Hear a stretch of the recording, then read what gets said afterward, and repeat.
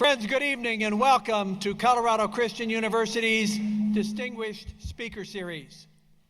I'm John Andrews, Director of CCU's think tank, the Centennial Institute. It's Pearl Harbor Day. It's the day after the President addressed the nation about Islamic terrorism, sort of. It's a great day in the history of our 101-year-old, Christ-centered, excellent university, Colorado Christian University.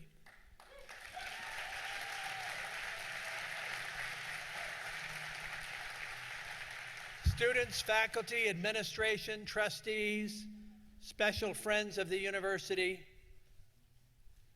Centennial Institute Policy Fellows, Centennial Institute 1776 Scholar students. It's great to have all of you here for our special guest, the Honorable Richard B. Cheney, the 46th Vice President of the United States. We'll hear from Dick Cheney in just a few minutes. I want to invite up one of our 1776 scholars to begin us as we properly should on this or any occasion with a prayer and then the Pledge of Allegiance to our beloved flag. Please welcome now CCU Junior from Amarillo, Texas, Beth Hudson Wilkes. Beth?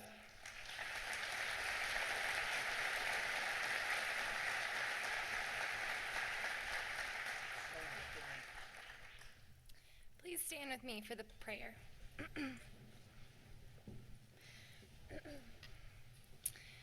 Dear God, thank you for gathering us all here safely this evening. We thank you for allowing us to live in a country with the freedoms to meet and worship you openly without fear. God, we ask for safety during this unstable time in our nation's history. Help us Christians to know how to represent you well during this time, and give us courage that we need to stand up for our faith. Lord, we pray for the upcoming elections. We ask that you would appoint people who support religious freedoms and who will lead our country in a way that is honoring to you. Please bless Mr. Cheney this evening, and we thank you for the opportunity CCU has to hear from such a distinguished man. In your name we pray, amen. Please join me in the Pledge of Allegiance.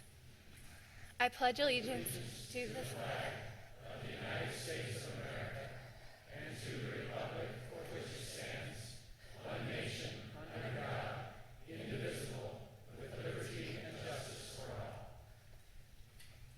Beth Wilkes, thank you very much, and please be seated.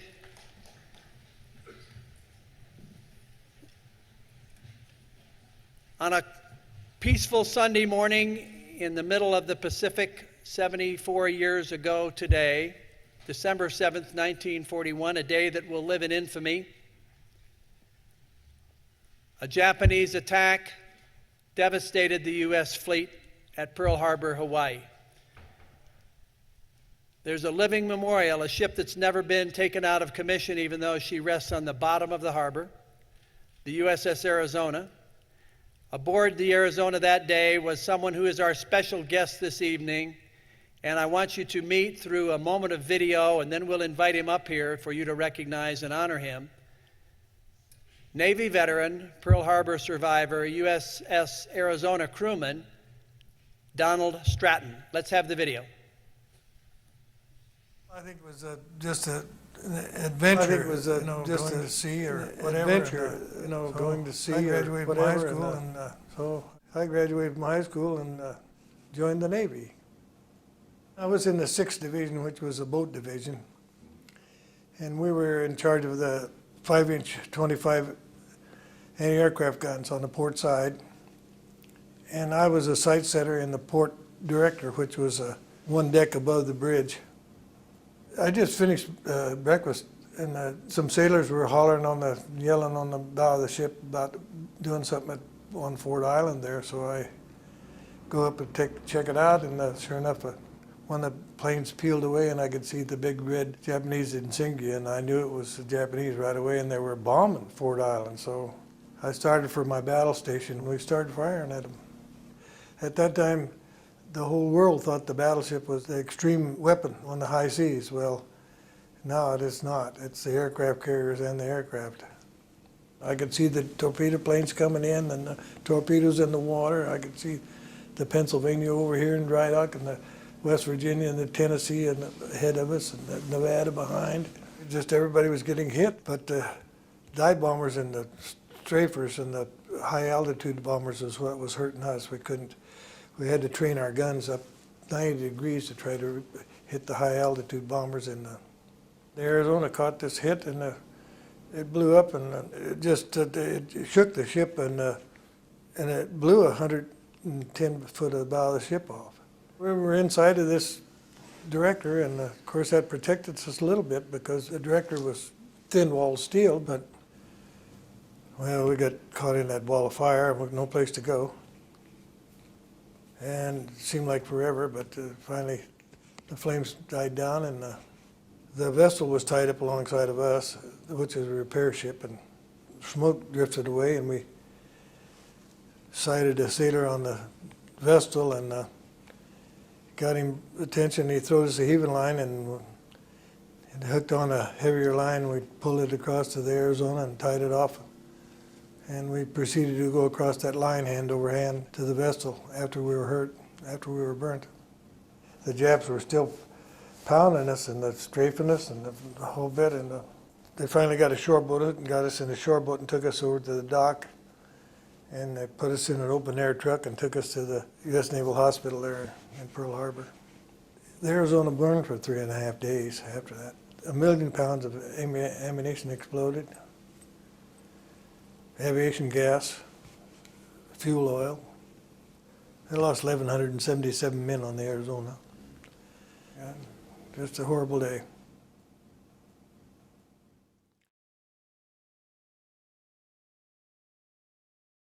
As Director of Centennial Institute, Jeff Hunt, along with Colorado military hero, Donald Stratton.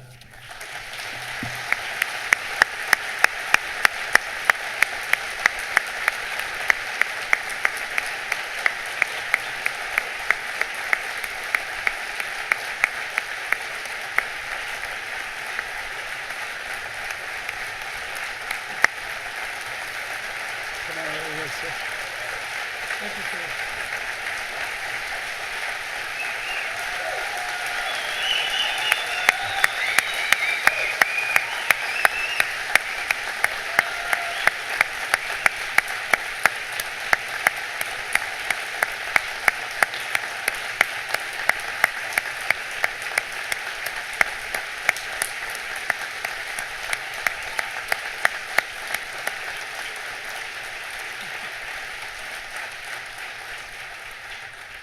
Now, when I did my research on Mr. Stratton here, this isn't the largest audience that he's received a standing ovation. In fact, the entire Broncos audience one time honored him at Mile High Stadium with a standing ovation. So we were honored to have you here. The Vice President wanted to personally give you a signed book that he wrote, a little note to you there. Okay. But on behalf of all of us here at Colorado Christian University, thank you, sir. Thank you all for being.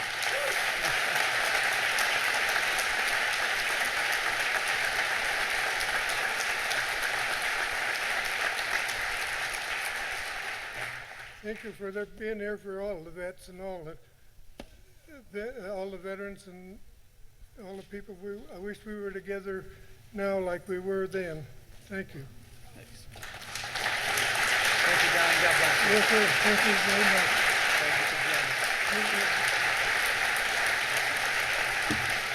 Donald Stratton and Centennial Institute's incoming director, one of the brightest, most able young Christian conservatives in America today. You'll love getting to know him, working with him, and watching what he does with Centennial Institute, Jeff Hunt.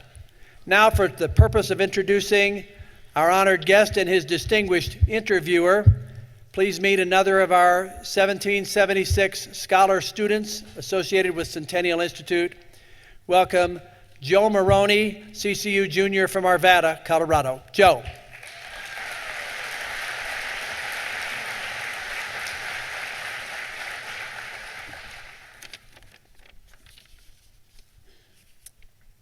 Those who fail to learn from history are doomed to repeat it. This philosophy, this principle, originally stated by the philosopher George Santayana, still remains true today. If we fail to know and to understand our past, we will certainly not be ready to handle our future. Ladies and gentlemen, what a treat we have for you tonight. It is an immense honor of mine to be introducing to you the Honorable Dick Cheney, the 46th Vice President of the United States. Serving in the White House with President George W. Bush from 2001 to 2009, he has held a unique vantage point on America's involvement in the world during a foundational and a pivotal period. Vice President Dick Cheney was nominated by President George H.W. Bush as the Secretary of Defense and served in this capacity from 1989 to 1993. During this time, he led several important operations, including Desert Storm in Iraq, as well as Just Cause in Panama. And as Vice President, at the turn of the 21st century, he faced a challenge of a new enemy and a new battlefield: terrorism. He and his daughter, Liz Cheney, co-authored a work in this year titled Exceptional: Why the World Needs a Strong America. ISIS, global terrorism, Syria's civil war, Iran versus Israel, Russian aggression, North Korea's instability, and our own national security. All of these are just a few issues that are now mounting and building up to a climax in our age. And America's address to the world must be strong, it must be clear, and it must be defined. The most important question that we should have on our minds is, how do we prepare for and act against the threat to our country and to the world? And what better way to answer these questions and these threats than to hear from a man who has insight to where they started? Moderating the conversation tonight is also an honorable guest, Hugh Hewitt, a visiting professor at CCU, teaching on the First Amendment as well as, ironically, the great issues of the 21st century.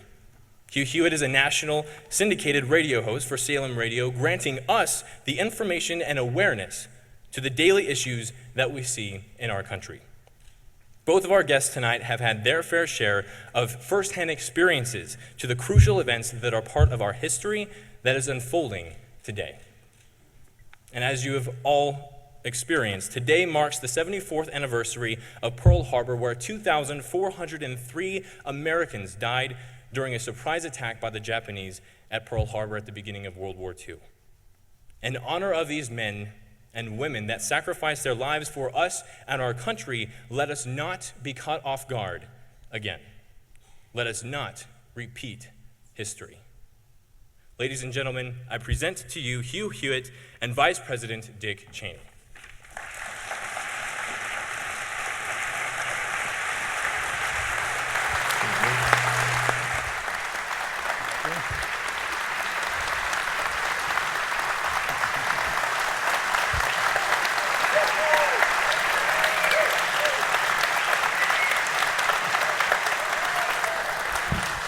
Thank you, everyone. It's a great honor, and I want to thank President and Senator Bill Armstrong, the President of Colorado Christian University, John Andrews, the Director currently of Centennial Institute, every distinguished guest we have tonight, and all the trustees of CCU for making this happen. Mr. Vice President, it's great to be with you again, and I'm sure that you join me in saying to Mr. Stratton, thank you for his years of service in beginning at Pearl Harbor.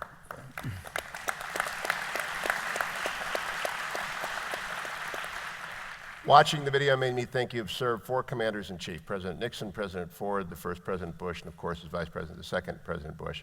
What's the most important aspect of being a commander-in-chief?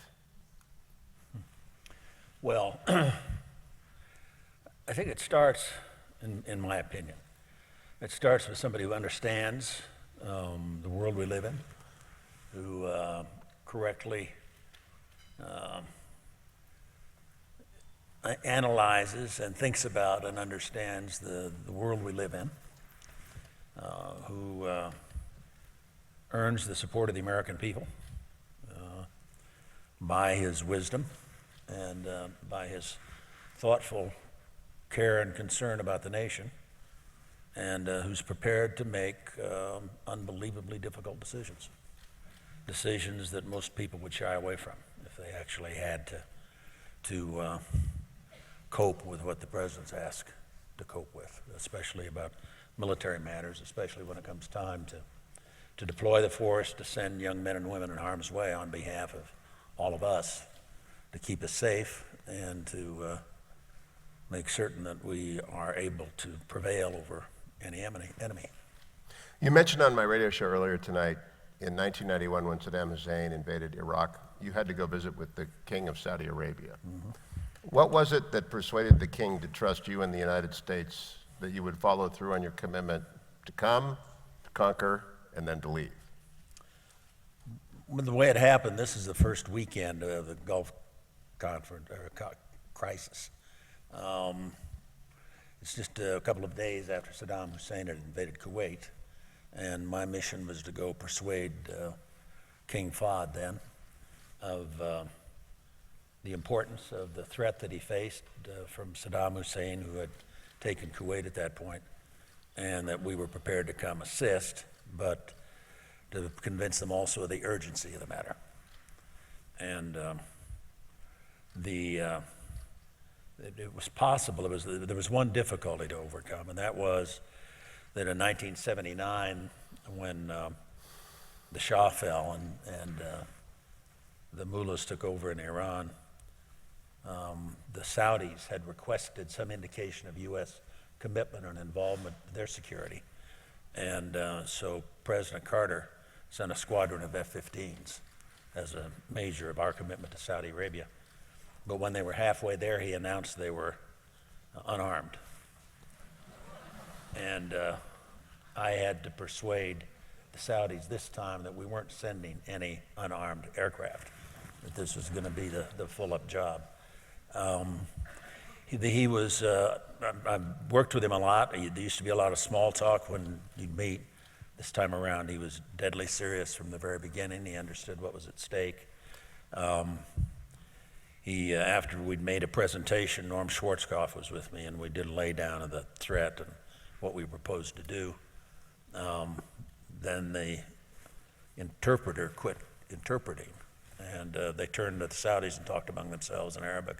And then he turned back to me and he said, "Okay, we'll do it, but on two conditions. You have to promise you'll bring enough to get the job done, no more unarmed F-15s, and you have to leave when it's over with." And I gave him my word. The president obviously had approved that arrangement, and they signed up. There's a historic relationship there that we had with the Saudis, and it was a very close one until the Obama administration. The tensions between the present administration and our Middle East allies of longstanding note, including Israel, Saudi Arabia, and Jordan, are well known. How long will it take a next president to repair those, if indeed it's possible to repair those? Well, it'll take some time. I mean, the important thing is obviously that we replace the president. His term will be up in a year. And last time I was out there visiting, I made the point that this is a historic relationship between the U.S. and our friends in the region, the Saudis, the Egyptians, the Emirates, and that it's temporary. There will be a new administration. And their response to me was, "Yes, Dick, but he's going to be in there for 2 more years," or whatever it was. They were very concerned at that point. I think it'll take some serious effort by the next president to reestablish those relationships. They'll be relieved that Obama is no longer the president. They would expect to see a fairly quick change in policy. I think the other thing they'll watch is to see whether or not we rebuild our military. And one of the things they count on is the state of the U.S. military. And our military has been badly damaged, weakened by this administration. We saw the video of the Japanese attack on Pearl Harbor. That became one front in a two-front war. Right now in the Middle East, there's the Iranian problem and there's the ISIS problem. Which is the greater threat, and how would you advise the next president to manage?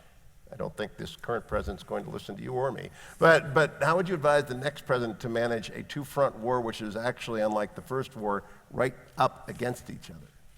Well, yeah, that's a great question, Hugh, and it's not easy. I don't know if we can take the rest of the evening to talk about the problem, but basically you have in Syria civil war that has helped precipitate the creation of ISIS. ISIS partly grew out of the old Al-Qaeda, and they've moved and established caliphate, which is a big deal. It's not just a piece of real estate. It has great meaning from a religious standpoint to Muslims all over the world. And the problem we have now, it's become a safe harbor, a sanctuary from which they launch attacks against us, i.e. San Bernardino this week, Paris a couple of weeks ago. And I think it's very important that that caliphate be eliminated. I think it's got to be your objective in that part of the world.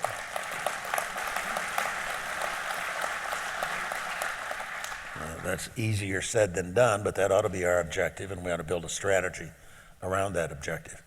With respect to Iran, I think the first thing we have to do is to abrogate the agreement Obama signed with the mullahs on nukes.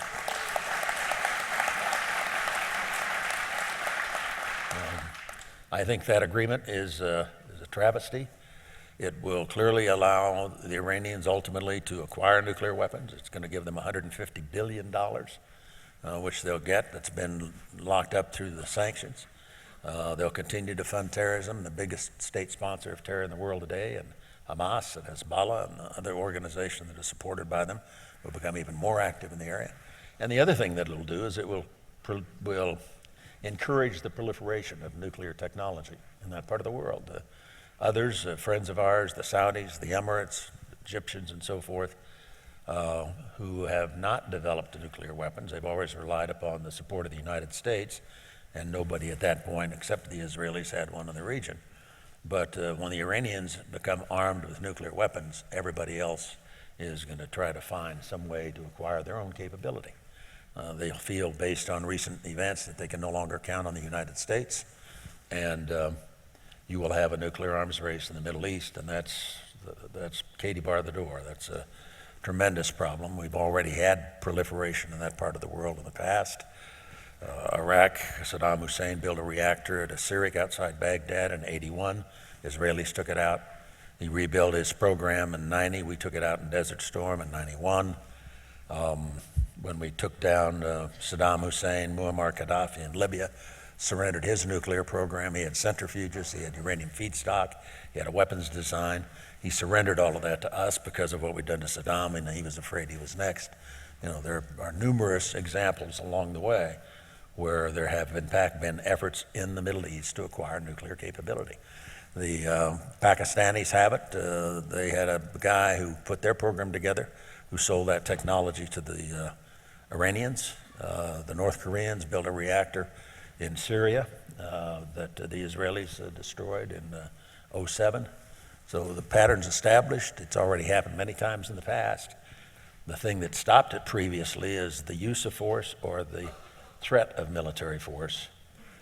This time around, Obama didn't do that. He in fact bribed him to come back to the table, gave him everything they could conceivably ask for, and said that force wasn't an option. I think it's a terrible mistake, and it'll do enormous damage, 10, 15, 20 years down the road. Now, President Obama frequently counsels President Putin on what he should and should not do, and I don't believe that President Putin listens to him very much. But I think President Putin might actually listen to Dick Cheney even at one remove. Is he making a strategic error by aligning with Assad and the Iranians, in your opinion, No. for the good of Russia? No. Obama says that repeatedly. But Putin is ex-KGB, and people say they looked in his eyes and saw his religious convictions, if you can call them that, or his loyalty to the principles of the KGB. That's what he was. That's how he came up, and that's what he still is today. He's a dangerous man. His big objective, I believe, is to try to recreate at least part of the old Soviet empire. He said one of the greatest disasters to befall mankind was when the Soviet Union broke up. And most of us think it was a significant move in the proper direction, but he's thinking very much about how he can reassemble some of that. He's already done it with Crimea. He's done it with part of Ukraine. I think he has aspirations with respect to the Baltics, to Latvia, Lithuania, and Estonia. He has now reestablished Russia in a significant way back into the Middle East. You know, we ran him off when we got Sadat to kick him out back in '73 after the Yom Kippur War. But he's back and in a fairly creative way. He's selling arms to the Iranians. He's allied himself with the Iranians and the Syrians, the three of them together. He is bombing, running airstrikes in Syria, but the people he's bombing are the ones that Obama's been supporting. Obama looks at that and thinks there are relationships there that just aren't there. And I think Putin at this point is feeling his oats. He believes Obama's weak. He believes as long as Obama's in office, he's got opportunities to move in the direction of trying to reclaim some of that old territory. I think what he'd love to do is threaten the Baltics to the point where they perhaps are told they need to withdraw from NATO or try to undermine NATO. I think that's one of his big objectives. If he can prove NATO is weak and relatively ineffective, he'll consider that a major victory. Now, Mr. Vice President, you've dealt with so many generals, Norm Schwarzkopf, David Petraeus, Odierno, McChrystal, Mattis, all these great warfighters.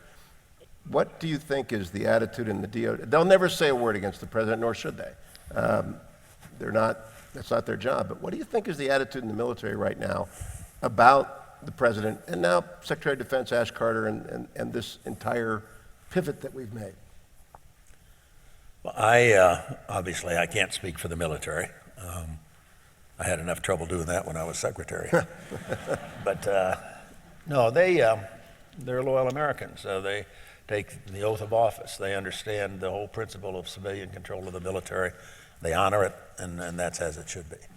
But you have some like General Flynn. Who's General Flynn? Well, he was the head of the Defense Intelligence Agency. Normal tour in that post is about 4 years.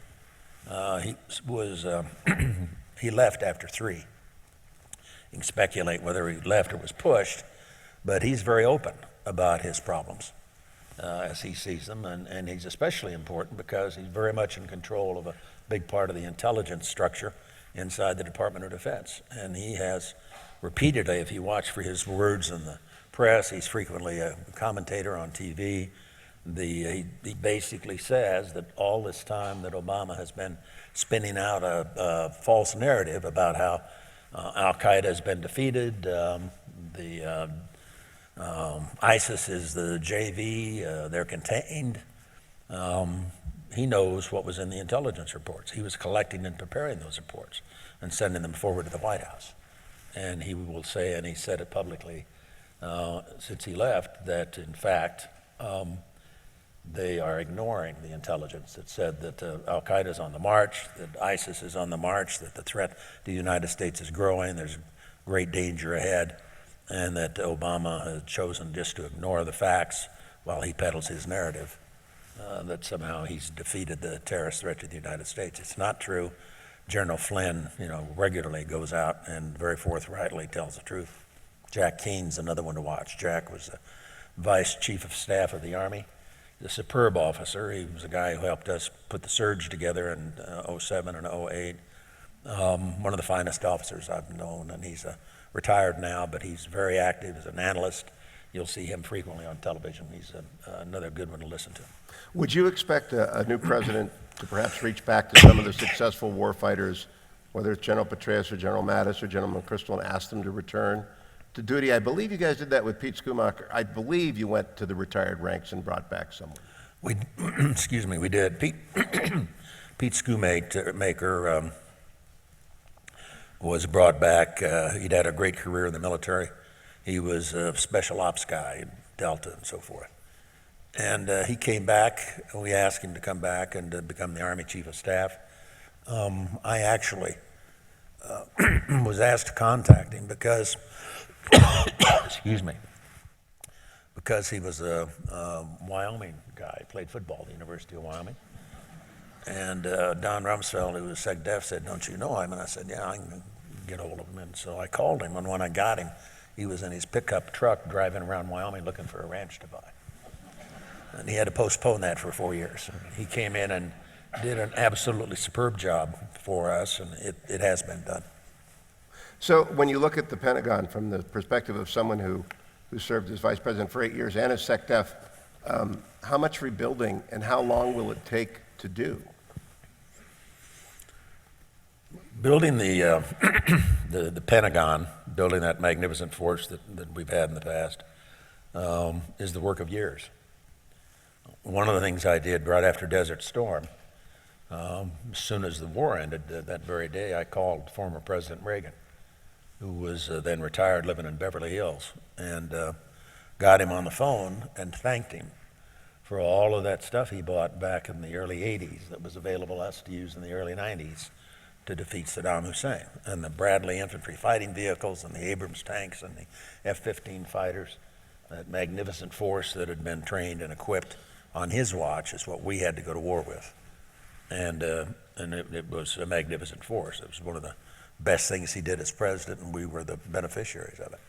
The thing I worry about now is that there isn't going to be anybody down the road who's going to look back at the Obama administration and expect a call from, or make a call thanking Obama or his associates for what they did to the military, because it's devastating.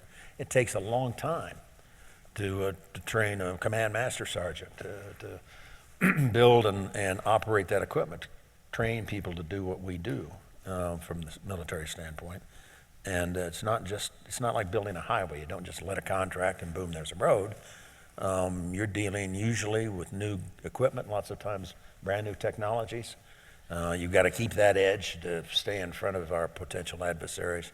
They haven't done it. The other problem we have is that as long as you're on top and people look and say, well, there's the United States, this is what they did in Desert Storm, ran a 4-day war and about a 6-week air war, and achieved remarkable results and only had 148 killed in action.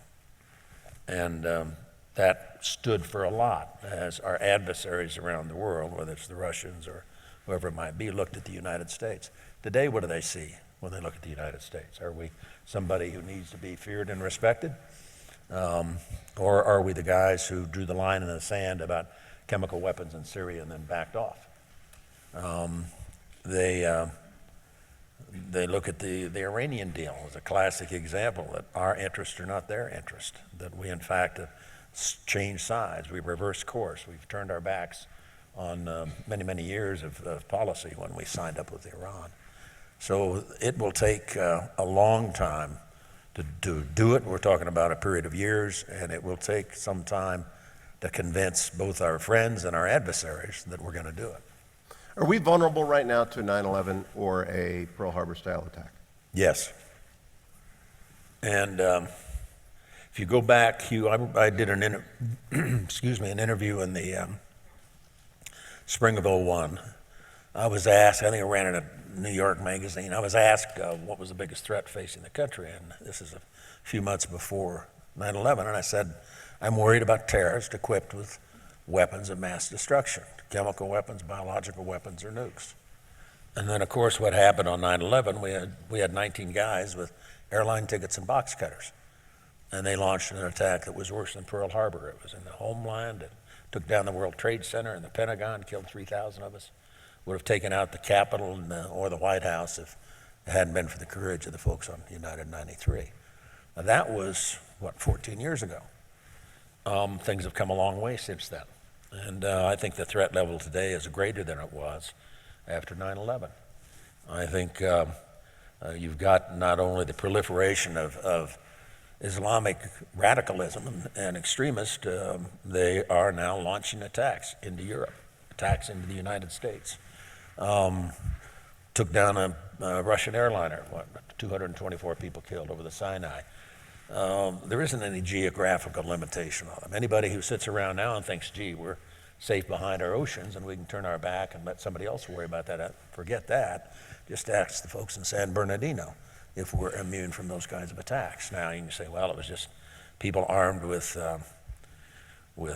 rifles and pistols, and they only killed 14 of us. Well, if you start to think about the combination of the proliferation of weapons of mass destruction that's going on now in the Middle East and the proliferation of terrorist organizations. It doesn't take much. If you can get a device on a ship and sail it into the middle of New York Harbor, or put it in a semi and drive it around the Beltway outside Washington, and then all you need is somebody who knows how to set it off and is willing to die for Allah. And that's increasingly possible. So for us to think that somehow we're safer than we were at the time of 9/11, I think the world's a much more dangerous place. I think our adversaries are deadlier. I think they've spread pretty dramatically from a geographical standpoint. I think ISIS is a whole new ballgame, tougher, meaner, more vicious than we had in Al-Qaeda. And people think that that's a one-off event, 9/11 even, or the kinds of things we've seen recently in Paris and here in the United States. They're just wrong. And then Barack Obama, I don't think, understands or pretends not to understand. I spend hours trying to figure out what makes him tick, but it's as though he has a worldview that's different than what most of us hold. And when facts are brought to show that he's wrong, he just ignores those facts and stays right on his set of beliefs. It's okay to do business with the Iranians. They can be trusted. Don't pay any attention to their record of support for terrorism on a global basis. Mr. Vice President, we have a lot of friends and allies in the Muslim world. You mentioned King Fahd, King Salman, King Hussein, and you mentioned on my radio show tonight you have enormous respect for President al-Sisi. How do we communicate with them in the political climate of today? And it's headlines all over the place about the Syrian refugees, about immigration policy to the United States, visas. How do we communicate at the same time we communicate worrisome news about the radical Islamist fringe, and at the same time that we are allies and reliable friends? How do you do that? Well, first of all, most of them don't trust us. General al-Sisi, who I've spent a couple hours with while he was still a general before he became president of Egypt, and I was very impressed. And I've been impressed with how he's handled himself since. He's one of those leaders, a military leader who's Muslim, Egyptian, but he went to the most important religious institution almost in the Muslim world, the university in Cairo, and basically laid it on the line and said, you guys have got to get your act together. I mean, he was willing to lecture some of the religious leaders of his own faith. I haven't heard anybody else do that. He told me something very interesting and frankly very, very disturbing. He said, and this is a guy who commanded the military, which is pretty good military in that part of the world, armed and equipped with U.S. weapon systems, U.S. training, worked very closely with our military. He said he'd like to come to Washington, but instead he'd gone to Moscow. Not because he wants to make nice with the Russians, but because the people of Egypt are convinced this administration supported the Muslim Brotherhood, the group that got Morsi in office, the radical Islamist president that they eventually overthrew and has since been imprisoned. But the people of Egypt are convinced. His domestic political body that he has to deal with are so convinced the U.S. and the Obama administration are the bad guys that have created problems for them, that have tried to legitimize the Muslim Brotherhood and so forth, that it's not politically safe for a president of Egypt to come spend time with Barack Obama. Mr. Vice President, we have Senator Armstrong sitting here in the front row, President of Colorado. Christian, you yourself was the President of the United States Senate by order of the Constitution, and your bust was just dedicated in the United States Capitol. Do you think the Senate is uniquely dysfunctional now, or has it always been that way?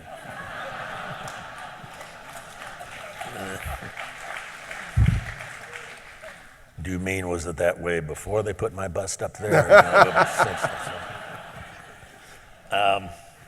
the Senate's the Senate. And I know you can look back the Senate and the Congress and find it's frustrating and dysfunctional and so forth, and lots of times it is.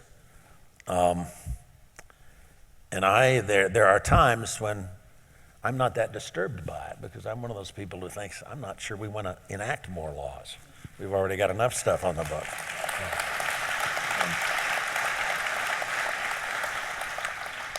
But I think it's interesting.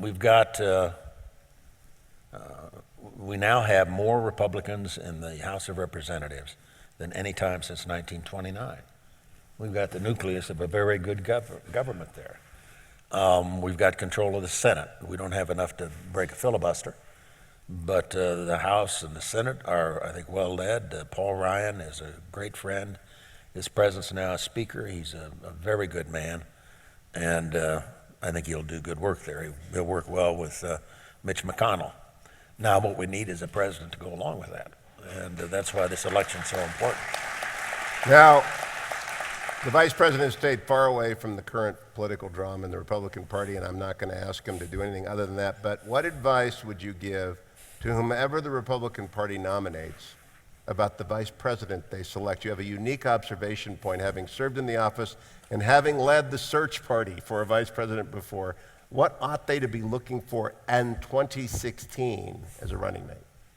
Well, I served twice in the search capacity. Once for Jerry Ford when he had to replace Nelson Rockefeller, and then for 43. I think there's only one key requirement that's more important than anything else, and that's the capacity of that individual to be President of the United States.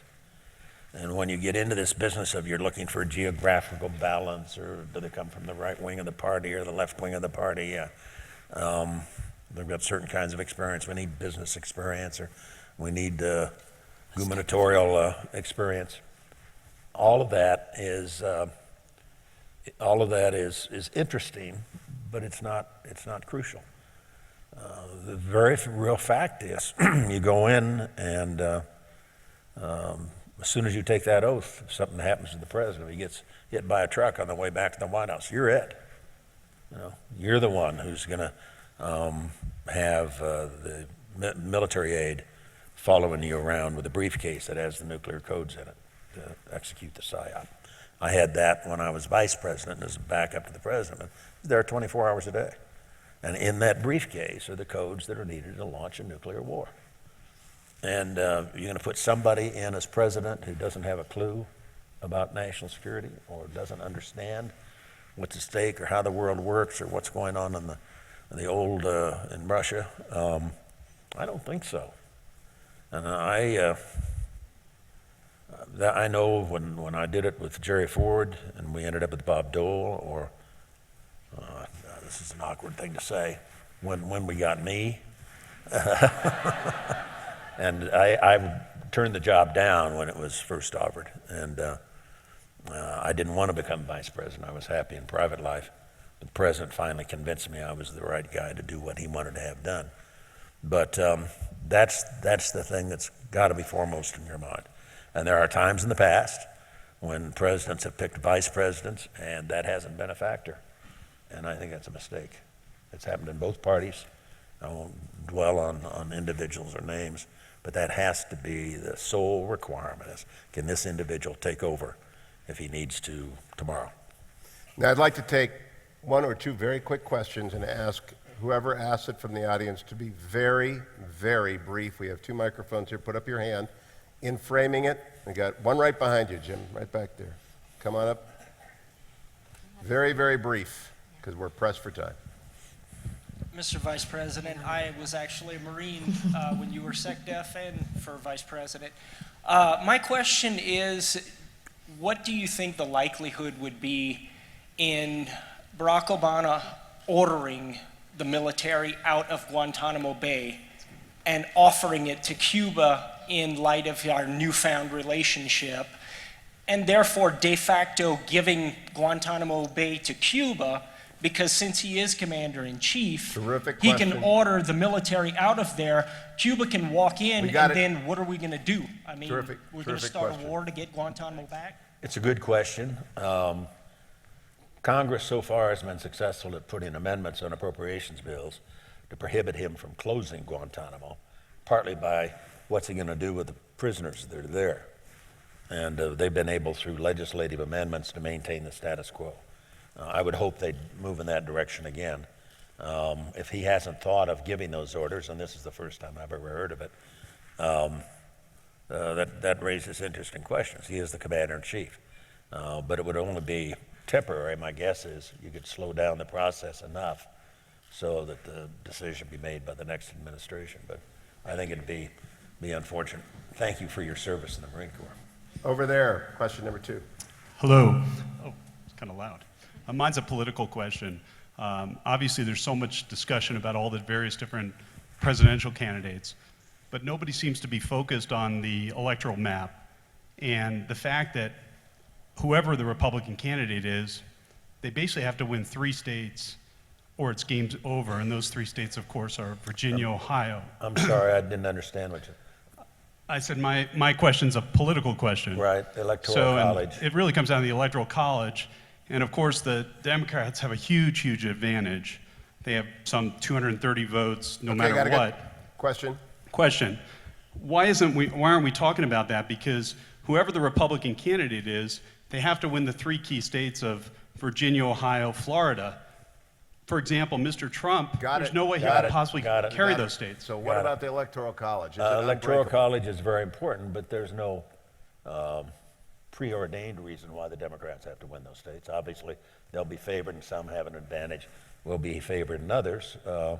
President Bush and I managed to get elected. It was a little close that first time out. But to get elected twice because we went out and won the votes, and that's what has to happen this time too. Last question to one of my students. Go ahead, Jared. You've talked a lot about politics and military history, but this is a personal question that I've always been wondering following you, and that is, are you a follower and believer of Jesus Christ of Nazareth who sits upon the white throne? A religious question at Colorado Christian University Imagine that, is yes. appropriate, but I'm not sure we should put him on the spot, Mr. Vice President. Well, I am a Christian. I was raised in the Methodist Church and married a woman from the Presbyterian Church, and we got married in an Episcopal church, kind of genetic. But I, having just been through serious heart problems a few years ago, I had the personal experience. By the time 17 months after I left the White House, I was in end-stage heart failure. I went through a very, very difficult set of surgeries to put in a pump that bought me 20 months, that got me to the point where I could get a heart transplant 4 years ago, March. That was a religious experience. There's no question in my mind, but what thanks not only obviously to a donor and to modern medical technology, but thanks to the prayers of thousands of people all over the country who prayed for me. And I'm convinced that's part of the reason I'm here today. Thank you, Jared. And a last question from me.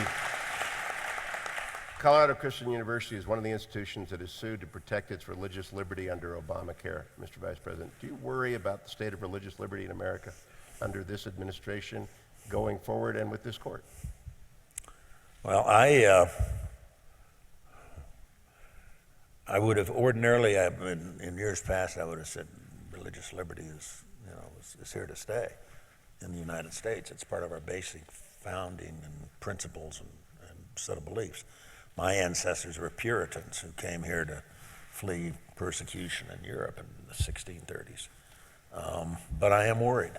I think we have to be cautious. It's one of those things we need to guard against. We need to make certain that we reinforce that basic fundamental principle that's so important to all of us. And there may be people out there, politicians, who want to challenge that. But I think they're, thanks to organizations like Colorado Christian University and all that it stands for and represents, the freedom of religion, our ability to believe and worship as we see fit, is just fundamental rock foundation of the United States. And I think if somebody does seriously try, and I know periodically there are temptations, but I think there would be an awful lot of Americans who would be willing to man the barricades to make certain that doesn't happen. Mr. Vice President, thank you.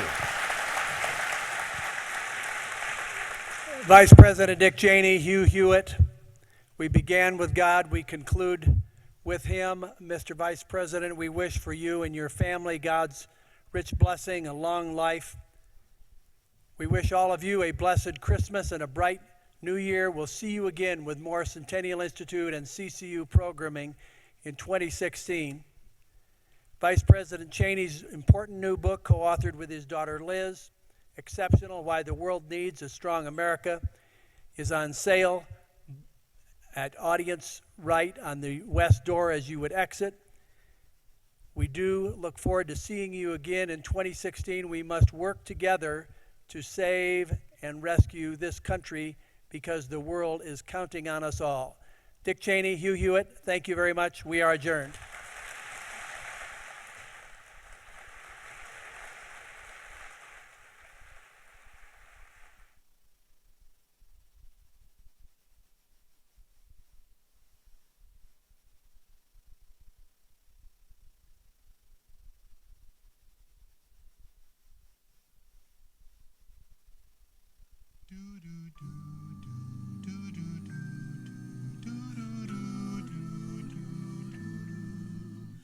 Every street corner you'll hear, you can hear silver bells,